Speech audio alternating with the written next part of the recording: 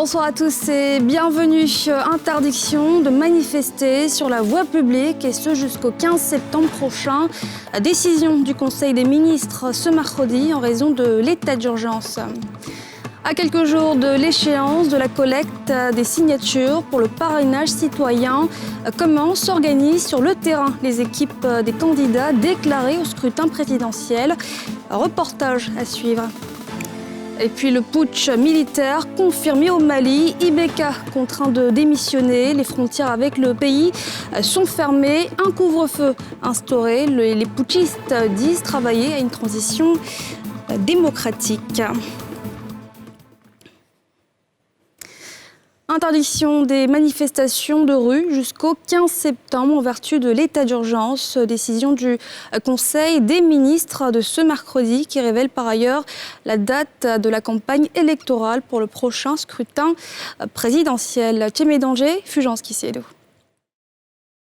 Le gouvernement met le holà face au regain de violence et d'actes d'incivisme consécutifs à des mouvements de rue. Le Conseil des ministres, présidé par le chef de l'État Alassane Ouattara, s'indigne d'un bilan inquiétant. Depuis quelques semaines, il a été donné de constater par la communauté nationale et internationale une série de manifestations caractérisées par plusieurs incidents, notamment des marches émaillées de plusieurs débordements violents, des affrontements intercommunautaires d'une grande ampleur à Daoukro et dans une moindre mesure à Gagnoa, des atteintes aux symboles de l'État avec l'incendie d'un commissariat à Bonois, ainsi que des destructions de biens publics et privés.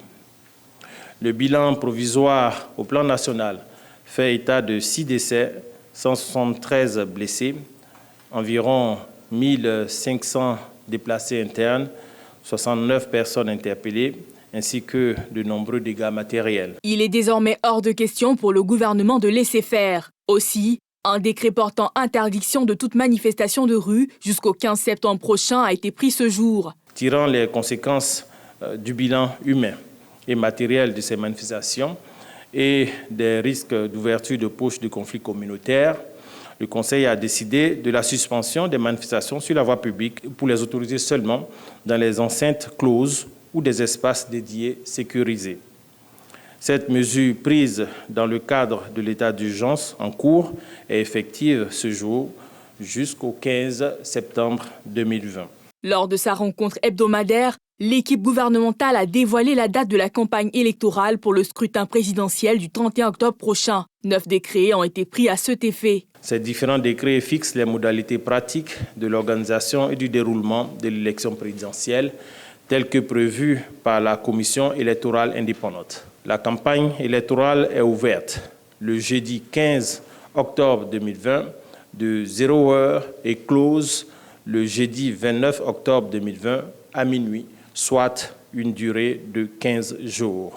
Notons qu'en application de la législation électorale nationale, le collège électoral est convoqué le samedi 31 octobre 2020 de 8h à 18h. Les électeurs inscrits sur la liste électorale 2020 vont alors exprimer dans les urnes leur choix du président de la République au titre du mandat 2020-2025.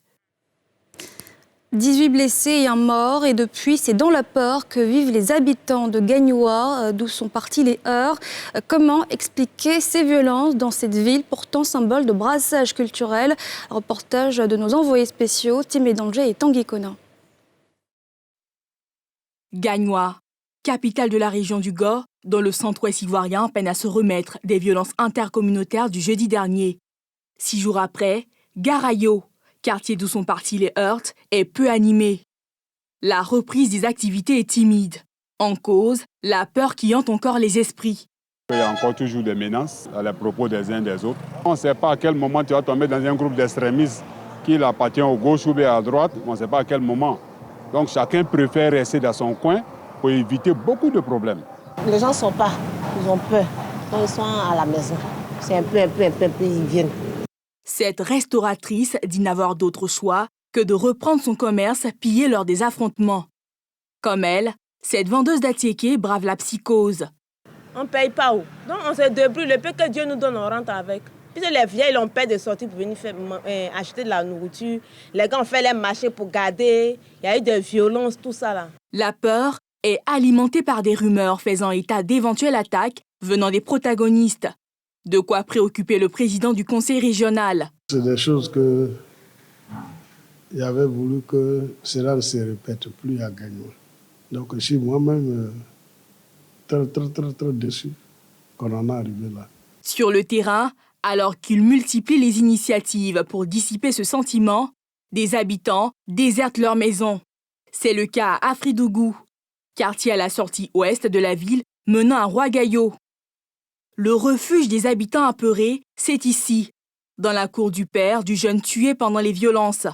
Courroucé par des rumeurs évoquant une mort lors de la marche, le chef de famille endeuillé dément. Moi, je n'ai jamais fait politique. Mon fils n'a jamais marché. Alors quand par-ci, par-là, partout, on dit non, c'était à la marche, il y a eu affrontement, à Gagnoa, il n'y a pas eu de mort. Non, il ne faut pas qu'on nous dise faux. Dans une ville symbole de brassage de différences, il explique difficilement cette violence dont son fils a été victime. Ma fille est mariée à un Burkinabé de naissance de père, quoi. Mais ils sont nés à Gagnoa, ici à Niayeux-Dougoué. En principe, on ne devait pas s'attaquer parce qu'on est ménagés.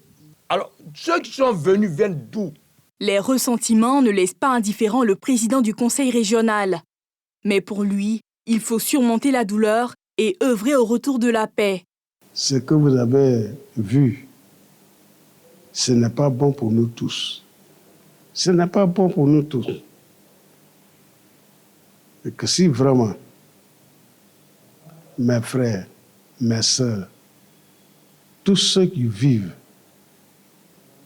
dans la région du Gor, de mettre balle à terre et que tout peut s'arranger dans la négociation. Des habitants adhèrent à ce message. On n'a qu'à arrêter tout ça là. Mais quand c'est comme ça, nous, les innocents, nous, on prend les pots cassés. Nous, ça ne nous arrange pas. Ça nous met en retard encore. Ce que tu as fait là, tu as oublié de recommencer tout à zéro. Tout se calme, quoi. Qu'il ait la paix. Voilà, on n'a pas besoin de se macheter. Hein? Pour un pays, on n'a pas besoin de se macheter. Voilà. Donc vraiment, on voulait la quiétude. Tous ont un seul vœu, que la colombe de la paix brise les ailes des oiseaux de mauvais augure, lesquels ne rêvent que de l'embrasement à Gagnoa. Après Daoukro, le commandant supérieur de la gendarmerie a mis le cap sur Gagnoa, théâtre, vous l'avez vu, d'affrontements intercommunautaires dans cette ville du centre-ouest ivoirien. Il appelle les populations à l'apaisement cette année électorale. Timé Danger, Tanguy Kona. Après le centre-est du pays, cap sur le centre-ouest pour le général Alexandra Palot-Touré, précisément Gagnoa, chef-lieu de région du Gor, autre théâtre des violences intercommunautaires sur fond politique. Arrivé en pompier, le commandant supérieur de la gendarmerie nationale multiplie les rencontres à ses différents hôtes, notamment les chefs traditionnels autochtones et allochtones, les religieux et les leaders de mouvements de jeunesse politique et apolitique. Le commandant supérieur de la gendarmerie nationale tient le même discours, celui d'apaiser les esprits et aider à la reprise totale des activités. Ton commerce, ta boutique, on a brûlé ça. Mais en combien de temps? Alors, il y en a qui ne comprennent pas pourquoi nous, on vous parle. Parce que si on ne vous parle pas, quand on a fini de brûler la boutique de quelqu'un, il n'a plus l'argent, qu'est-ce qu'il va faire? Il va voler, non? Or, moi, mon rôle, c'est de lutter contre les voleurs. Donc, où je dois parler pour ne pas que les gens deviennent voleurs, là. Mieux vaut que je leur dise, ne volez pas. Parce que quand ils volent, là, nous, on le poursuit avec un fusil. Donc, au lieu d'attendre qu'il aille voler pour prendre mon fusil et puis le pourchasser partout, je préfère lui dire ce qu'il ne faut pas faire. Et quand il ne fait pas, il ne devient pas voleur. L'officier général de la maréchaussée ivoirienne s'indignera par ailleurs de voir cette cité pourtant modèle de vivre ensemble basculer dans la haine et la violence. Tu ne vas pas prendre à Gagnoa ici un jeune malinqué et puis être sûr qu'il n'a aucun parent qui est bêté. Tu vas prendre un bêté, tu vas voir qu'il a un cousin de près ou de loin qui est chose. Si ce n'est pas sa femme. Donc nous sommes ensemble, nous sommes des frères. Le général de division ajoutera qu'il est impossible de vivre sans dispute. Mais celles-ci doivent se faire dans des proportions raisonnables, de sorte à ne pas laisser libre cours à l'animal qui sommeille en l'homme. On dit rumeur. C'est quoi on appelle rumeur là? C'est un individu, c'est un manipulateur. Il va dire à Pierre que Paul veut attaquer tes parents. Il faut leur dire de s'apprêter. Il dit à Paul Et il faut dire à tes parents que les parents de Paul veulent l'attaquer. Et puis, voici le conflit entre vous et vos frères BT. On ne peut pas vivre sans palabres. Mais on peut faire l'effort pour contrôler sa fête de sorte qu'il n'y ait pas trop de palabres. Maniant la carotte, Alexandre Appalo-Touré a également brandi le bâton. Tous les va-t-en-guerre et pyromanes qui prennent plaisir à diviser les populations et les entraîner dans les violences meurtrières vont répondre de leurs actes. La collecte des signatures pour le parrainage citoyen, l'innovation cette année électorale prend fin le 31 août, à quelques jours de l'échéance. Comment les partis politiques et candidats indépendants s'organisent? Élément de réponse dans ce reportage de Pierre Dipomélin et Tanguy Conan. Plus que quelques jours pour boucler la collecte des signatures dans le cadre du parrainage citoyen. Une nouvelle pièce dans le dossier de candidature à l'élection présidentielle en Côte d'Ivoire. Treichville, dans les rues et avenues, cette jeune fille collecte des signatures pour le compte du RHDP. Les dossiers sont acheminés et traités dans cette salle, sous la supervision du délégué départemental de cette commune. 500 fichiers. Là, on a combien aujourd'hui? Pour lui, l'opération se déroule bien, mais il note toutefois des formulaires mal remplis. Il y a vraiment un engouement dans les commerces, dans les marchés, dans les cours. On a vraiment un bon accueil. Et je peux dire, le travail ici que vous voyez se passe dans de très bonnes conditions. Nous avons des informaticiens qui permettent de vérifier sur les documents physiques qui nous parviennent avant de les enregistrer comme fichier électronique pour que nous les fassions parvenir à la direction du parti. En tout cas, les choses se passent bien à Treichville. L'objet de rejet, très souvent, vous avez le numéro de la CNI qui n'est pas bon, ou encore le numéro de la carte d'électeur qu'on ne retrouve pas. Et très souvent, il y a les nouveaux électeurs qui ne font pas partie des personnes qui doivent parrainer. Direction Cocody-les-Vallons, où le FPI a déjà mis sur place une administration électorale. Celle-ci coordonne les opérations du parrainage citoyen. Ici, pour atteindre le quota des signatures exigées, la collecte va au-delà des 50% des régions du pays. Il y a une mobilisation des électeurs. Oui, notre candidat, dans toutes les régions, veulent le parrainer. Nos collecteurs n'ont pas de difficultés en tant que tels. Nous ne sommes pas contentés de limiter le parrainage seulement à 17.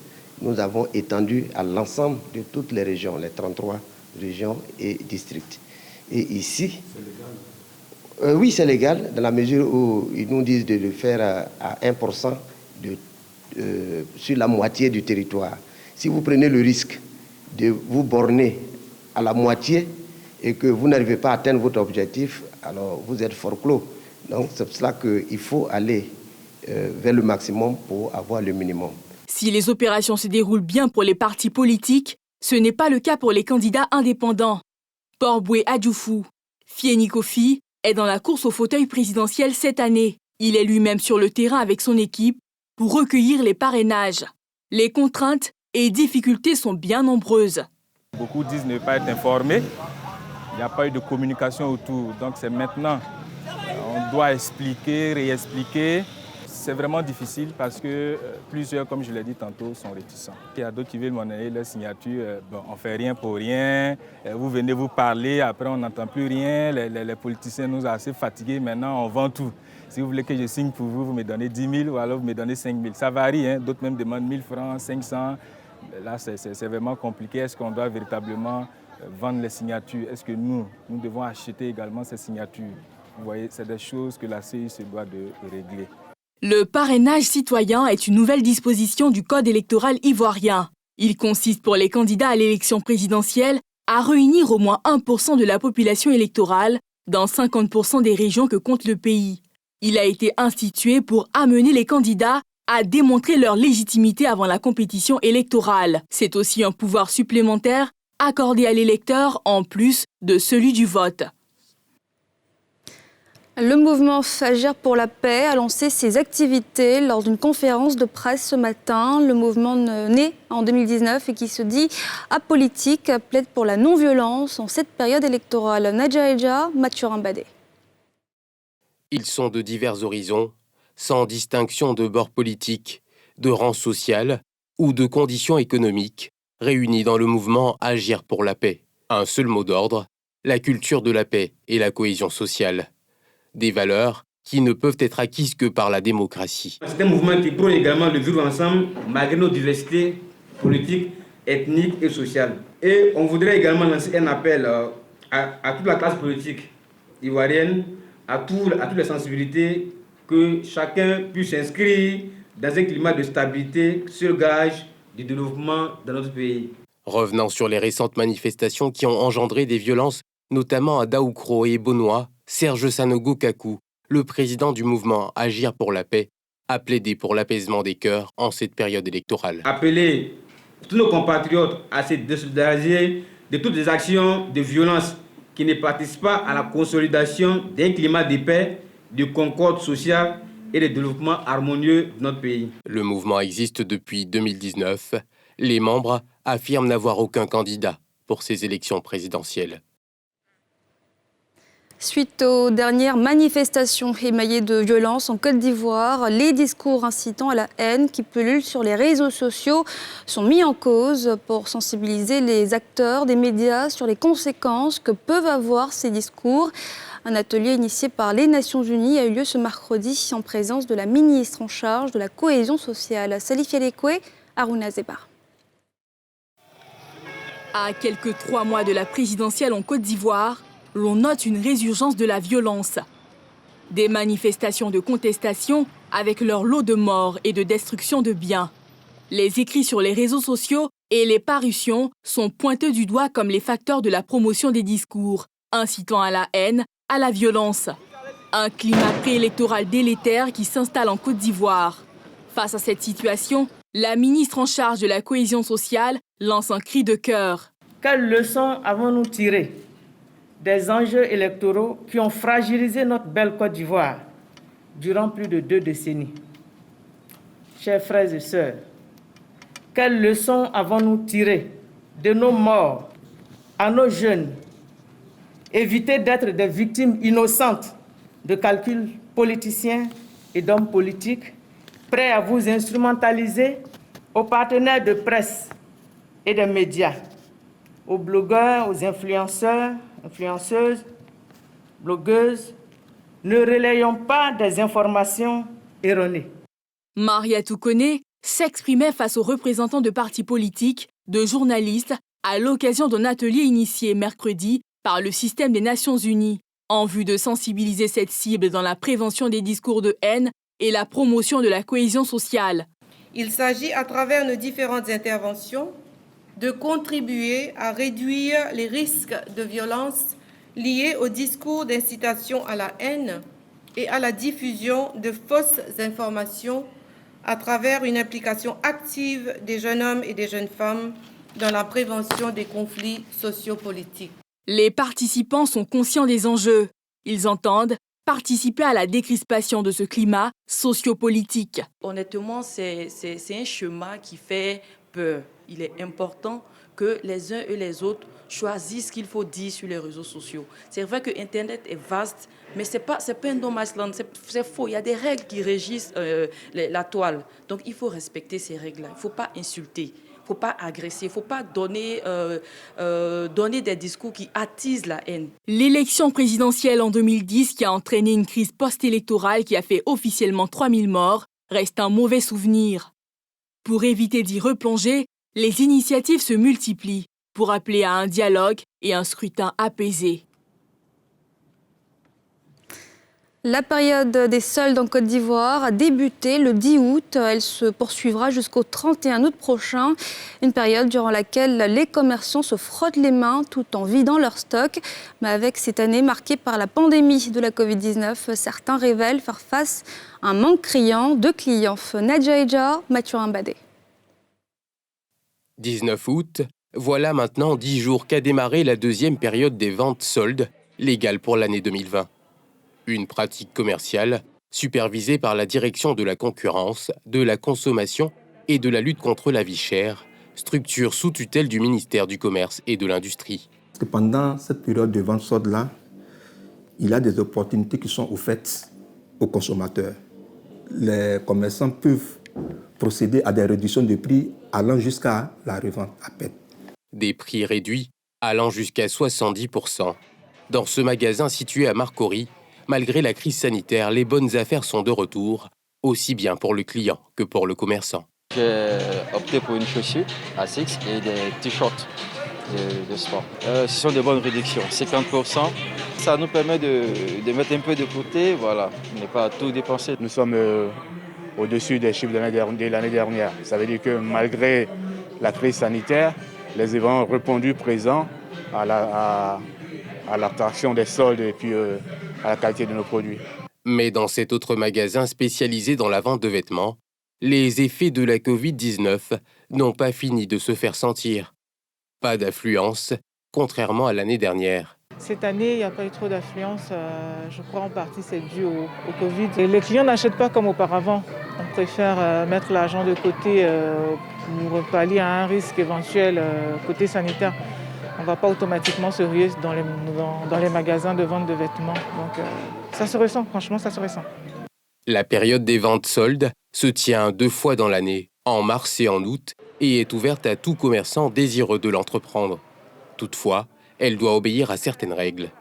Il doit proposer à la vente, ou bien disons en solde, des produits qui ont été achetés ou payés depuis au moins 1 mois avant la date légale des ventes soldes. Le réassort n'est pas possible pendant la période de vente solde, c'est-à-dire le réapprovisionnement. C'est pour ça que je disais tout à l'heure que c'est dans la limite des stocks disponibles. Et enfin, l'opérateur économique ne doit pas proposer des prix enjolivés, tendant à faire croire qu'il y a une réduction importante qui est accordée alors qu'il n'en est rien.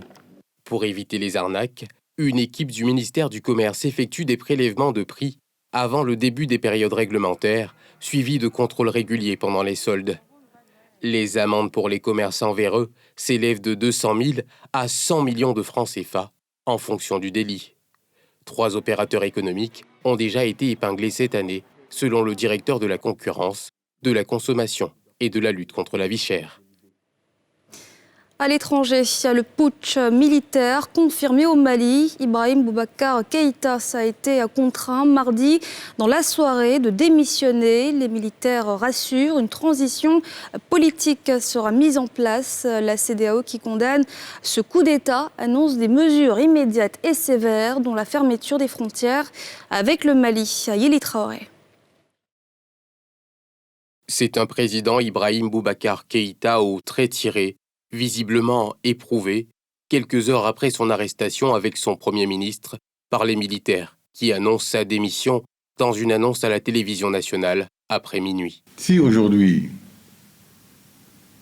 il a plu à certains éléments de nos forces armées de conclure que cela devait se terminer par leur intervention, ai-je réellement le choix ? M'y soumettre, car je ne souhaite qu'aucun sang ne soit versé pour mon maintien aux affaires. Cette démission du président dans ce contexte de crise s'accompagne de la dissolution des autres institutions de la République. Tout en remerciant le peuple malien de son accompagnement au long de ces longues années, de la chaleur de son affection, vous dire ma décision de quitter mes fonctions, toutes mes fonctions à partir de ce moment. Et avec toutes les conséquences de droit, la dissolution de l'Assemblée nationale et celle du gouvernement. Quelques heures après l'annonce de la démission présidentielle, les militaires auteurs du coup d'État ont annoncé la mise en place du Comité national pour le salut du peuple. Nous, forces patriotiques regroupées au sein du Comité national pour le salut du peuple, CNSP, avons décidé de prendre nos responsabilités devant le peuple et devant l'histoire, d'assurer la continuité de l'État et des services publics. Dans la foulée, les responsables militaires ont annoncé l'ouverture d'une transition politique dirigée par un civil et devant aboutir à des élections dans un délai qui reste à déterminer. La société civile et les mouvements sociopolitiques sont invités à nous rejoindre pour ensemble créer les meilleures conditions d'une transition politique civile conduisant à des élections générales crédibles pour l'exercice démocratique à travers une feuille de route qui jettera les bases d'un Mali nouveau. L'Union européenne, l'Union africaine, les États-Unis ont tous condamné ce coup de force des militaires, tandis que la CEDEAO, qui a œuvré pour une solution politique sans succès, a condamné mardi soir le renversement du président Ibrahim Boubacar Keïta, exigeant sa libération et annonçant des mesures immédiates, dont la fermeture des frontières. Une visioconférence des chefs d'État de l'organisation sur la situation au Mali se tiendra jeudi sous la présidence du président du Niger, Mamadou Issoufou, président en exercice de la CEDEAO. Pétards, danse et cris de joie. Hier à Paris en France, le PSG, le Paris Saint-Germain s'est qualifié pour la première fois de son histoire pour la Ligue des Champions. Moment historique à revivre dans ce sujet de Yéli Traoré. Porté par ses stars, Neymar et Mbappé, le PSG a étrié Leipzig 3-0 mardi à Lisbonne, au Portugal. Balayé le Covid et la frustration des matchs à huis clos, au coup de sifflet final, des milliers de supporters du club ont convergé à grand renfort de coups de klaxon autour du Parc des Princes pour célébrer une qualification historique en finale de la Ligue des Champions. C'est inespéré, nous on n'attendait que ça. On est là depuis le début à Lisbonne, en plus on les soutient. C'est un hasard, on est en vacances et on est là et on vit un rêve en fait. Donc on est avec eux et on veut qu'ils aillent jusqu'au bout maintenant. Ce qu'ils peuvent faire, ils peuvent créer l'espoir et gagner la C1 au bout du compte. J'espère une finale contre Lyon parce que 100% français c'est cool. Mais si ça devrait être derrière, ce sera aussi une belle finale. Ce sera un super match entre deux belles équipes. L'entraîneur du Paris Saint-Germain, Thomas Tuchel, estime que son équipe a été la meilleure sur le terrain après sa victoire contre le RB Leipzig en demi-finale. On a montré notre qualité, mais on a joué avec beaucoup de faim. On a joué totalement prêt pour souffrir, pour travailler un point autre. Et c'était un grand effort de l'équipe. Avec ce succès, le PSG devient le 5e club français à atteindre la finale de la plus prestigieuse des Coupes d'Europe, après Reims, Saint-Étienne, Marseille et Monaco. En attendant peut-être un 6e avec Lyon, opposé au Bayern Munich ce soir, dans la deuxième manche du match France-Allemagne version club, qui rythme la fin du final 8 de la Champions League. Et ce journal a été réalisé par l'ensemble de la rédaction. Merci de l'avoir suivi. On se retrouve demain, même heure. Excellente soirée à tous.